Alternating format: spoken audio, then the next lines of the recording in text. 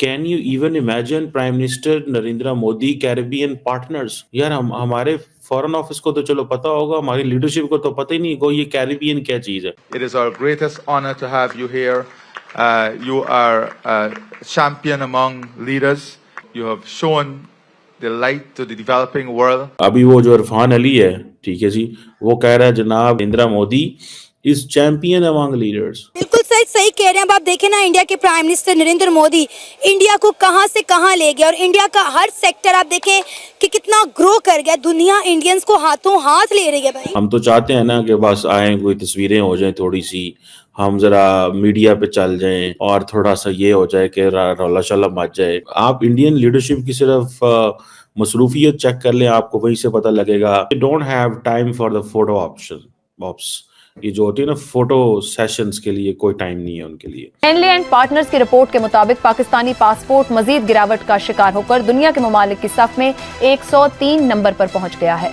पाकिस्तान से नीचे सिर्फ 4 ममालिक हैं, जबकि सोमालिया, नेपाल, बांग्लादेश, फलस्तीन, इथोपिया, सूडान और लीबिया जैसे ममालिक का पासपोर्ट भी पाकिस्तान से बेहतर है। इसीलिए तो ले रही है। मैंने आपको वही तो बात की, सबसे पहली चीज इंपॉर्टेंट होती है आपकी दुनिया के सामने इमेज कैसी है। हमारे जो हुक्मरान हैं, जो स्टेक होल्डर्स ऊपर बैठे हैं, उन्होंने हमारी इमेज इतनी की गंदी कर दी हुई है। मैं एज ए पाकिस्तानी मैं इंतहाई मुझे शर्मिंदगी हुई। दोस्तों, भारत की ये G20 की जो विजिट है प्रधानमंत्री नरेंद्र मोदी की, ये यादगार बन गई है, क्योंकि जिस तरीके का स्वागत है भारत के प्रधानमंत्री को, यानी कि भारत की लीडरशिप को मैं कहूंगा, वो इन देशों में मिला है। चाहे वो ब्राजील हो, चाहे गुयाना हो, दुनिया में जहां भारत की लीडरशिप की और भारत के प्रधानमंत्री नरेंद्र मोदी जी की तारीफ हो रही है, वहीं पड़ोस से कुछ जलने की खबर आ रही है। पाकिस्तानियों का बुरा हाल है। पाकिस्तानी यूट्यूबर आवाम से जाके पूछ रहे हैं कि एक तरफ जहां आपके पीएम और आपकी लीडरशिप लड़ रही है, दूसरी तरफ पड़ोसी देश भारत के लोग खुश है और प्रधानमंत्री मोदी को इतने देशों में न सिर्फ अवार्ड मिला है, सर्वोच्च अवार्ड मिला है, बल्कि उनका जो स्वागत हुआ है, साथ में भारत ने उन देशों के साथ इतने महत्वपूर्ण जो बायलैटरल प्रोजेक्ट्स है उनके ऊपर काम शुरू किया है। ये देखे पाकिस्तानियों का इस समय पारा 7वें आसमान पे पहुंच गया है। और उसके बाद चीमा है, उसको बाकी नहीं रही, क्योंकि जो ब्राजील की समिट के बाद जब भारत गुयाना पहुंचे हैं, तो गुयाना के जो राष्ट्रपति है मोहम्मद इरफान, ये भारत में भी आए थे और ये आपके और मेरी तरह नरेंद्र मोदी जी के बहुत बड़े फैन है इन्होंने। और साथ में प्रधानमंत्री है जो गुयाना के, एंटनी फिलिप्स, इन्होंने प्रोटोकॉल तोड़ के नरेंद्र मोदी जी का एयरपोर्ट। एक तरफ गुयाना के अंदर जो है नरेंद्र मोदी को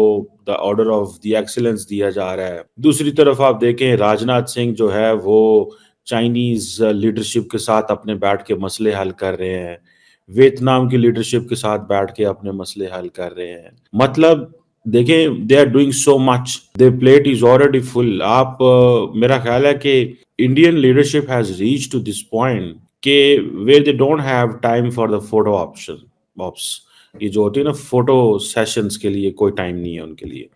देयर मीटिंग्स मीन्स बिजनेस, उनकी जो मीटिंग्स हैं उसका मतलब ये है कि businesses, and they don't like के जैसे हमारे हैं ना साढ़े पहलवान, ठीक है, हम तो चाहते हैं ना कि बस आए, कोई तस्वीरें हो जाएं थोड़ी सी, हम जरा मीडिया पे चल जाएं और थोड़ा सा ये हो जाए कि रौला शौला मच जाए, ठीक है जी, इस तरह की कुछ चीज़ें वो चाहते हैं। लेकिन आप इंडियन लीडरशिप की सिर्फ मसरूफियत चेक कर लें, आपको वहीं से पता लगेगा। आसियान डिफेंस मिनिस्टर में बैठे हुए हैं, राजनाथ सिंह बैठे हुए हैं, चाइनीज़ लीडरशिप से वो बात कर रहे हैं। नरेंद्र मोदी की तरफ चले जाएं तो वो गुयाना में बैठे हुए हैं, वो उधर बैठे हुए थे, G20 में बैठे हुए थे।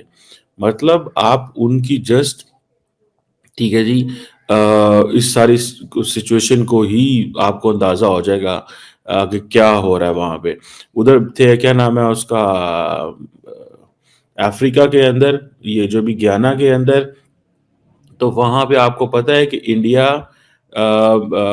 कैरिकॉम समिट जो है वो उन्होंने की है।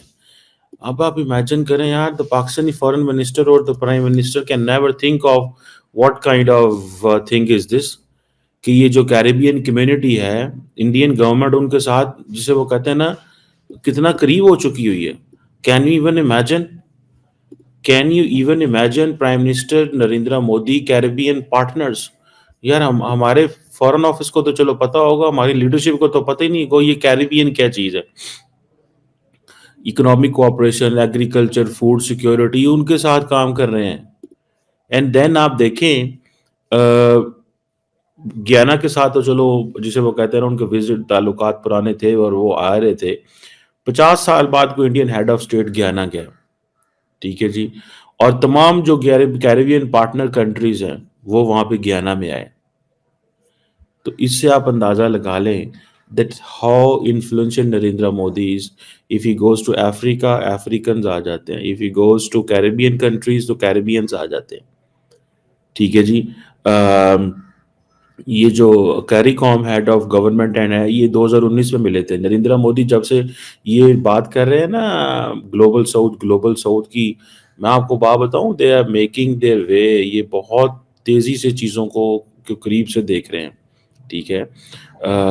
और दे वांट कि ये जो ग्लोबल साउथ है ना, इसको वो वाकई इसको इस्तेमाल करना चाहते हैं, इस नारे को, इस डिबेट को, इस डिस्कशन को अपने ताल्लुकात को इन्हेंस करने के लिए ये वाकई चाहते हैं।